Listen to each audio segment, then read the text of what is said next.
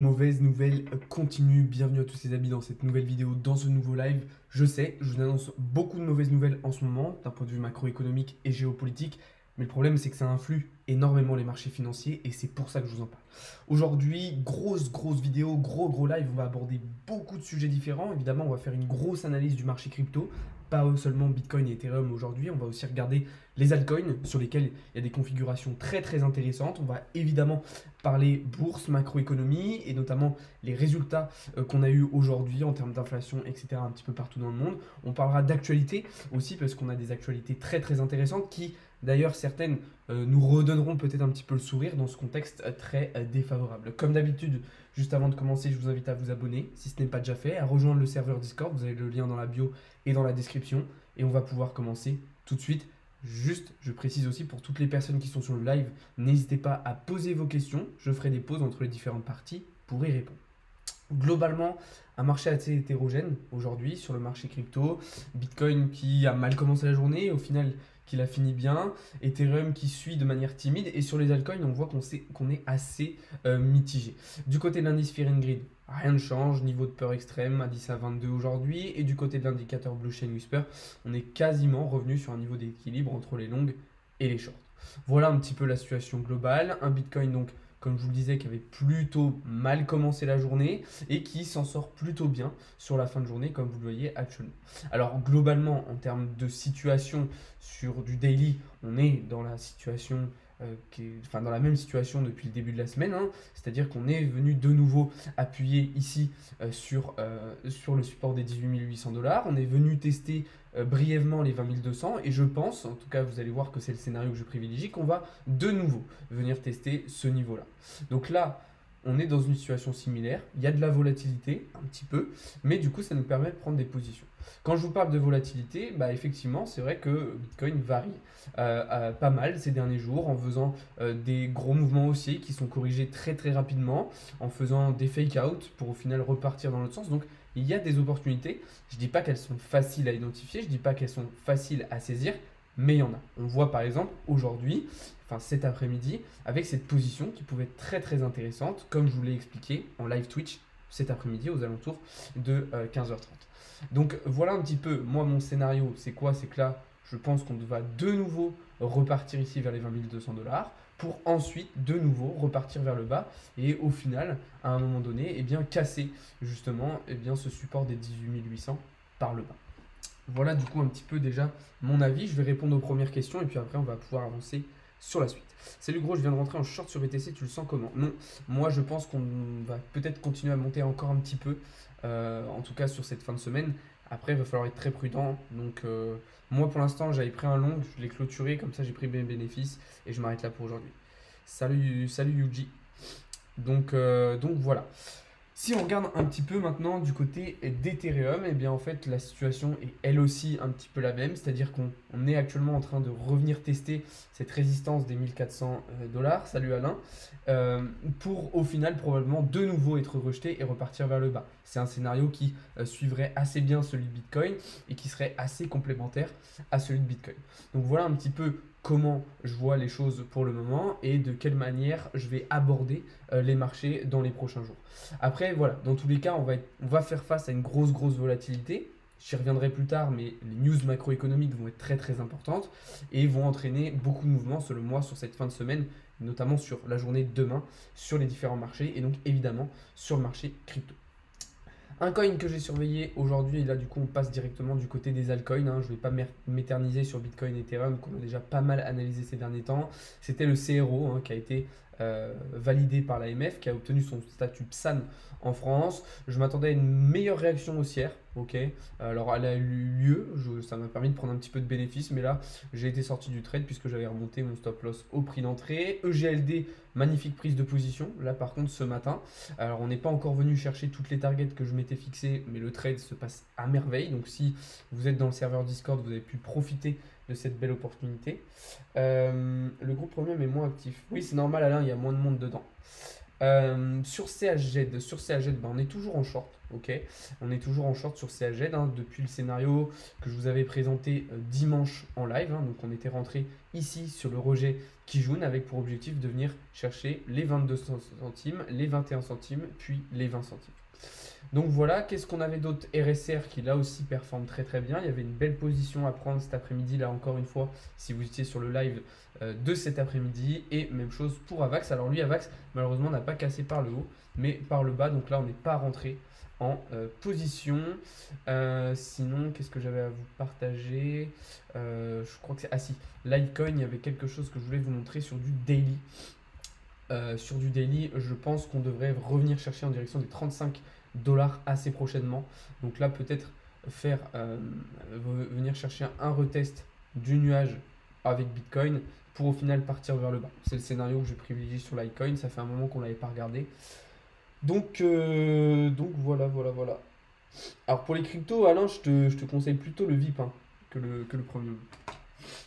Donc voilà un petit peu pour les différentes configurations qu'on a sur les altcoins. Là, je vous ai présenté 4-5 opportunités intéressantes. Je précise que ce n'est pas du conseil d'investissement. Ok, ne copiez pas bêtement ce que je vous dis et ce que je fais. Réfléchissez, faites vos propres recherches et essayez de comprendre tout ça. XRP va exploser ou pas? Je vois pas pourquoi il exploserait. Salut, il faut payer un abonnement pour avoir les signaux. Alors j'en partage certains gratuitement. Si tu les veux tous, oui, il y a un abonnement. Salut Edgar. Salut Jérém.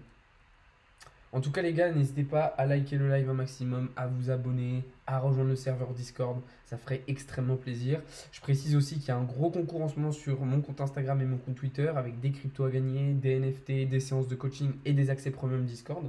Donc n'hésitez pas à aller participer, vous avez tous les liens dans la bio. Ok, on va continuer du coup désormais en parlant un petit peu plus de ces fameuses mauvaises nouvelles justement, notamment avec les marchés financiers traditionnels, les résultats macroéconomiques. Alors je vais commencer par faire un petit point européen. Ok, déjà il faut savoir que le CAC 40 est en train d'enfoncer un support très très important qui pourrait donc nous amener bien plus bas si on était amené à le casser. La bourse allemande, elle, a d'ores et déjà break totalement ce support par le bas. Donc les bourses européennes vont être en difficulté, sachant qu'on sait aussi que l'euro est en chute libre, la livre sterling est en chute libre, donc le contexte macroéconomique est très très compliqué en Europe. Sachant que en plus de ça, on a aussi les résultats allemands aujourd'hui qui sont tombés. Et là, c'est vraiment pas des bonnes nouvelles puisque l'inflation allemande atteint les 10%. C'est le plus haut taux d'inflation qu'il y a eu en Allemagne depuis la Seconde Guerre mondiale. Donc vous vous rendez compte un peu du niveau du truc. Sauf que les mauvaises nouvelles ne s'arrêtent pas là, puisque demain, c'est à notre tour, nous Français, d'annoncer notre inflation. Donc ça, c'est quelque chose qu'il va falloir regarder attentivement, puisque à mon avis, ces résultats d'inflation ne vont pas être terribles. Et pendant ce temps-là, si on regarde du côté américain, on est en récession, du coup, avec un deuxième trimestre consécutif, avec une baisse du PIB. Ça se ressent évidemment sur les marchés avec S&P 500 et Nasdaq qui sont en grosse difficulté. Alors on avait eu plutôt une bonne réaction hier, mais là on s'apprête de nouveau à break les supports par le bas. Donc la situation est extrêmement tendue et le contexte macroéconomique est évidemment ultra défavorable. La seule petite bonne nouvelle, c'est le DXY, donc le dollar qui pour une deuxième journée d'affilée va être en baisse. Ok, donc ça c'est plutôt pas mal parce que du coup ça va peut-être donner un petit peu d'air aux cryptos et leur permettre d'aller vers le haut. Mais sinon, à part ça, toutes les autres nouvelles sont clairement mauvaises, sont clairement défavorables. Sachant que d'un point de vue diplomatique, les choses ne vont pas beaucoup mieux avec le sabotage en mer Baltique cette semaine des deux gazoducs Nord Stream 1 et Nord Stream 2 qui vont du coup compliquer énormément l'alimentation en gaz pour l'Europe. Donc ça va mal de partout et dans ce contexte, je ne vois pas comment un marché, et notamment celui des crypto-monnaies, pourrait réagir correctement. Il y a très peu de probabilités, surtout qu'on a toujours une très forte corrélation entre Bitcoin et les marchés financiers traditionnels en ce moment. Si les chiffres de l'inflation française sont mauvais, cela fait baisser l'indice CAC 40 potentiellement. Oui, exactement là. Salut Zako. Donc voilà, évidemment, c'est pas très réjouissant, c'est pas avec ça que je vais vous faire sourire et je vais vous faire rigoler, mais malheureusement, c'est la réalité des choses. Déjà fait tout ça. Déjà fait quoi, Edgar? Comment faire l'abonnement? C'est simple, vous rejoignez le serveur Discord, les gars, donc vous cliquez sur le lien dans la bio. Et après, vous allez ici, là, dans la partie accès VIP et Premium.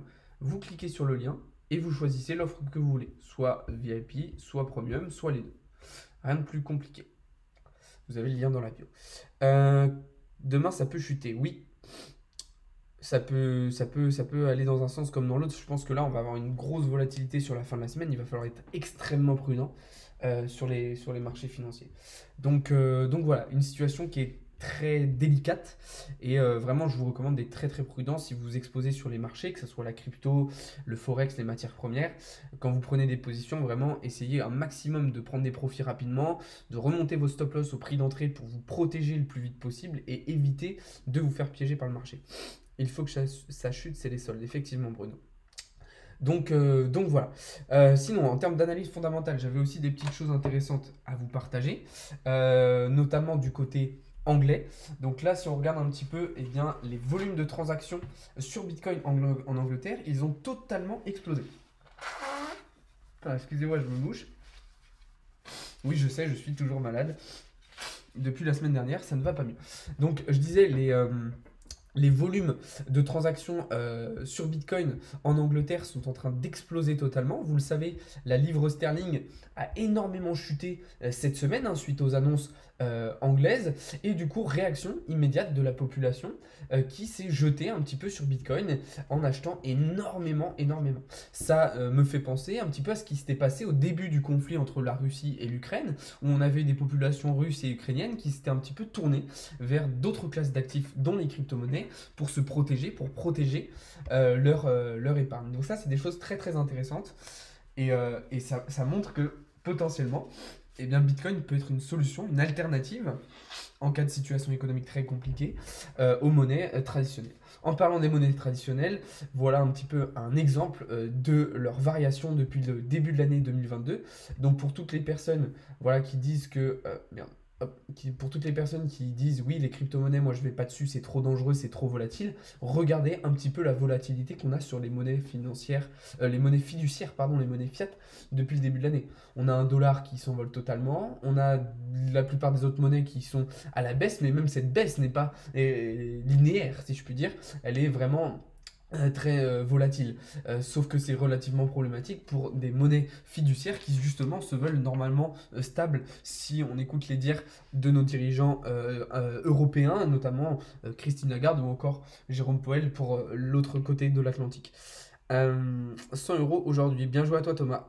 Le DXY a atteint son point de break. Il va dump. Je pense aussi Bruno effectivement qu'on a atteint un top et qu'on pourrait assister à un retournement. Ça serait d'ailleurs ça serait une bonne nouvelle pour les crypto-monnaies.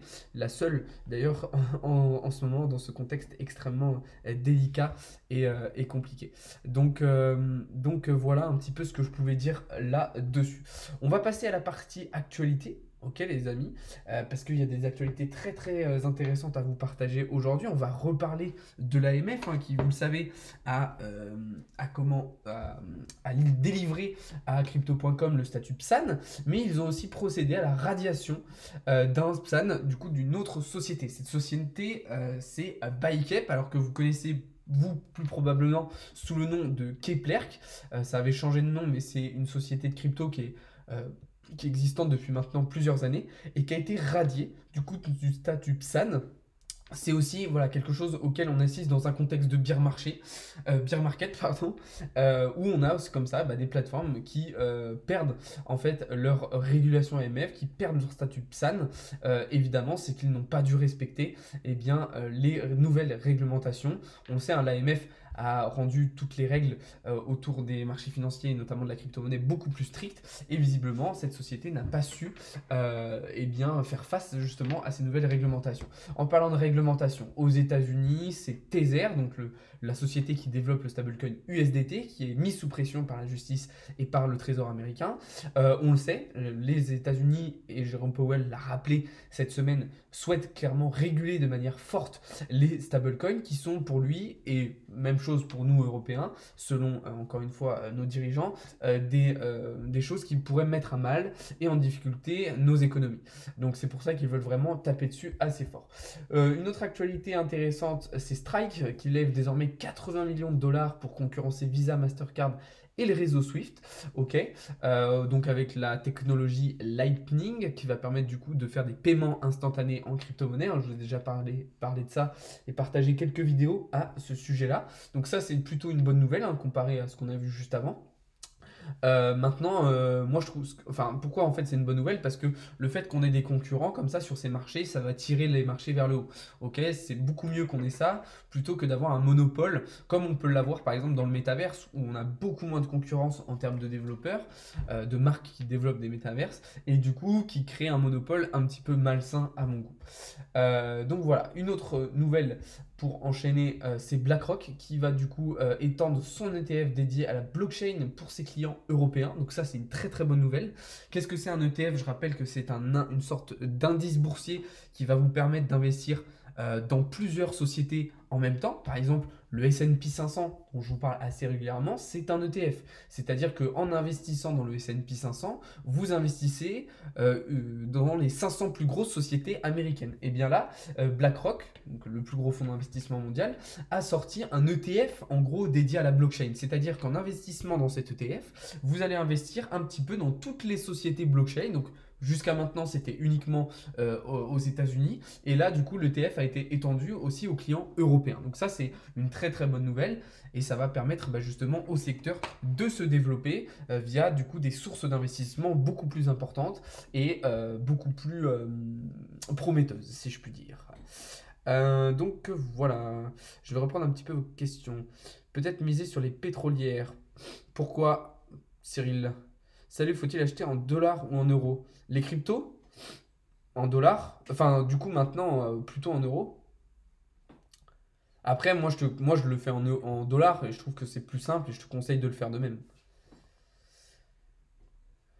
Pour moi, vaut mieux acheter en dollars. Une banque a prévu une baisse du S&P 500 à 3000 points la troisième semaine d'octobre. Je suis assez d'accord avec ça, hein. Pour moi, le S&P 500 là, a cassé des supports importants et devrait se diriger effectivement vers ses prochaines targets en direction des 3299 dollars, puis vers les 3141 dollars. L'investissement dans le S&P 500, c'est dédié au DCA ou en soi on peut faire du trading. Alors non, c'est assez compliqué de faire du trading sur le S&P 500, mais par contre, alors pas en ce moment, mais c'est vrai que jusqu'à maintenant c'était un investissement assez intéressant, environ à 13% annuel. Petite question, que penses-tu de Atom Cosmos? C'est un des écosystèmes que je préfère aujourd'hui sur le marché crypto, qui pour moi a beaucoup de potentiel, autant en termes de capitalisation, de prix, autant en termes d'utilisation dans la vie réelle. Ethereum va-t-il continuer à lump au-dessus des 1380 aujourd'hui? Tout va dépendre de Bitcoin. Moi, je suis plutôt aussi à court terme et baissier à moyen terme. Atom, excellent projet. Exactement, Bruno. Salut, tu as appris comment tout savoir jusqu'à devenir trader rentable? Internet, livres, formation, et j'ai été accompagné aussi par une sorte de mentor, une personne que je connaissais qui m'a accompagné. Voilà, j'ai déjà expliqué plein de fois, j'ai déjà fait plein de vidéos où j'explique un petit peu comment j'ai appris et comment je vous explique et comment je vous conseille d'apprendre. Et c'est pour ça aussi que je vous apprends aujourd'hui à faire de même. Bonjour Crypto, est-ce que tu es en France? Si oui, peux-tu expliquer l'imposition et comment faire? Alors oui, je suis en France, donc je suis imposable à hauteur de 30%.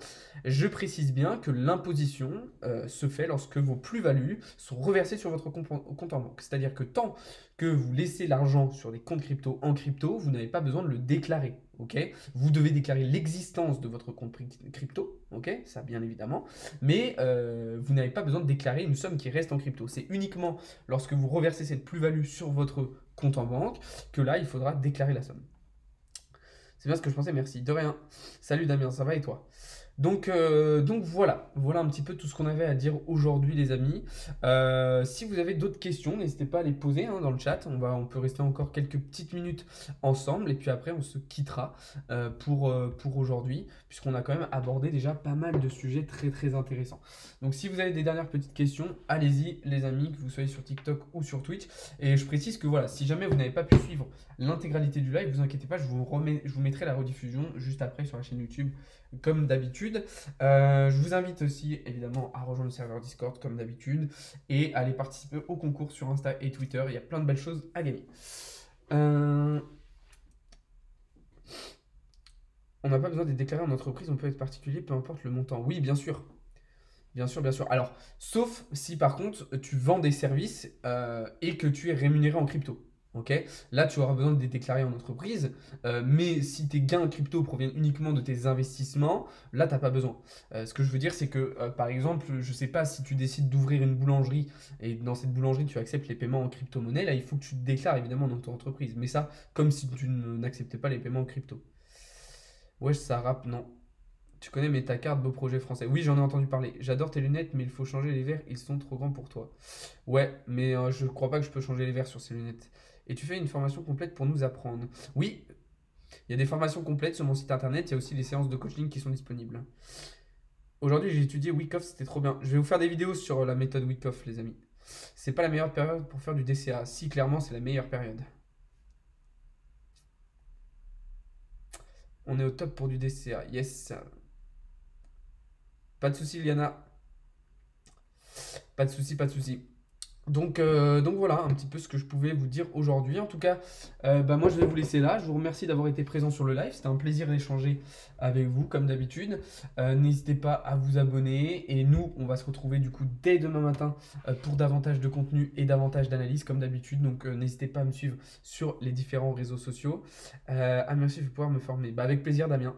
J'attends un peu plus bas pour le DCA. Alors faites attention à toujours vouloir attendre plus bas, toujours attendre le meilleur prix. Faut pas trop attendre. Des fois, l'opportunité parfaite n'existe pas, le moment parfait n'existe pas. À un moment, il faut se lancer. Alors oui, c'est bien de vouloir chercher le meilleur prix, mais attention avec ça parce que des fois, on loupe des opportunités. Et là, comprenez en plus que vous achetiez Bitcoin à 19 000 ou à 17 000, à long terme, ça ne changera pas grand-chose sur votre rentabilité. Oui, je fais des lives tous les jours, Bruno. Donc voilà, pour ne rien louper, je vous invite à me suivre un petit peu partout. Vous avez tous les liens dans la bio, les gars. Et je vous souhaite une bonne soirée. Yes, je vais voir sur Insta Skylord. Et voilà, on se retrouve dès demain matin. Merci à tous d'avoir été présents. Salut à tous, c'était Alex de Crypto Learning.